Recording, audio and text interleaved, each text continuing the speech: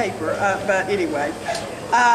Okay, so one of the unique things about the algebra project I'll just mention is that Bob believes that people at the margins of society should be brought together to discuss, understand, and then demand what people say they don't want, which is quality education.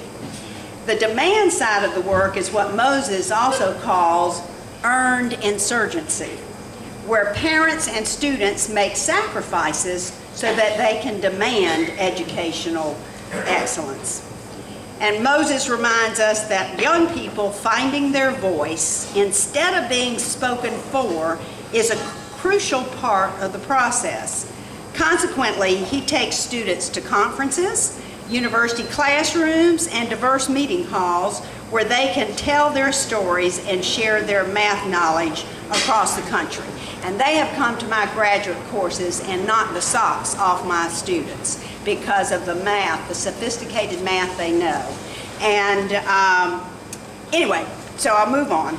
The next Gazelle is one called Youth Participatory Action Research, where university professors join public school teachers to help develop their low-performing students into research practitioners.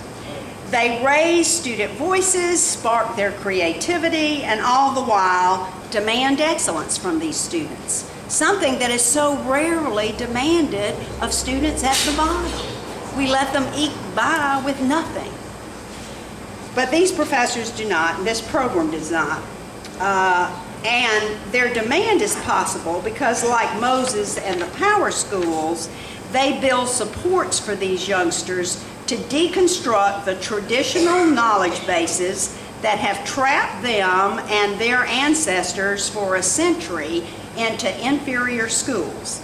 They use the rigor of academic research to open dialogue on silenced issues, to re-expose concealed oppressions, and to mobilize civic action because they believe in the capacity of all children to excel.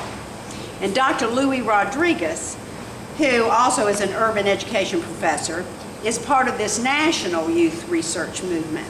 And one of his most vital components to his program is his insistence on leading students to examine the resources and talents that are already present in their communities. So he lets them see the talent as well as the harsh realities.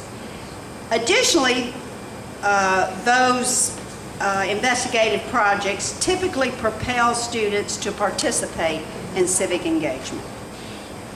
One high school participant in his youth project at Miami Edison Senior High, Trinette Myrtle, received the Princeton Prize in Race Relations for 2009 with a $1,000 scholarship.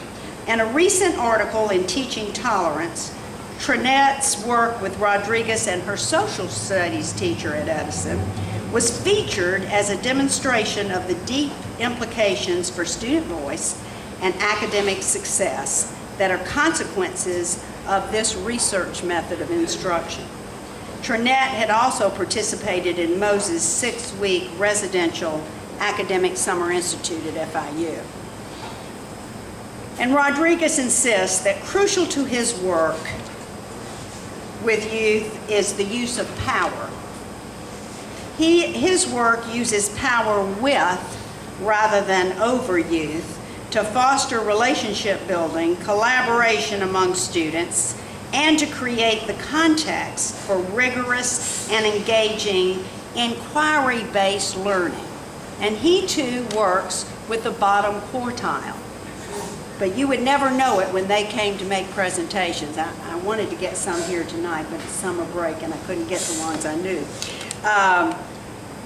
So that, let's see, another crucial piece of that is that both Moses and Rodriguez believe that students can make a difference in shaping society so as to expand its democratic possibilities for all groups. So they believe that what they're doing is not just about education, but it's about democracy. Another Gazelle is a program led by a research professor, Dr. Maria Lovett. And this was brand new to me and so exciting to watch. She guides disenfranchised students to use digital media to explore their world in the classroom and in their community. Her prodigious mastering of videography, is what she calls it, as a research tool immediately captivates the students' attention. She patiently leads them from simple fascination with the tools, cameras, laptops, sophisticated computer software, hardware, blogs, wikis, all of that.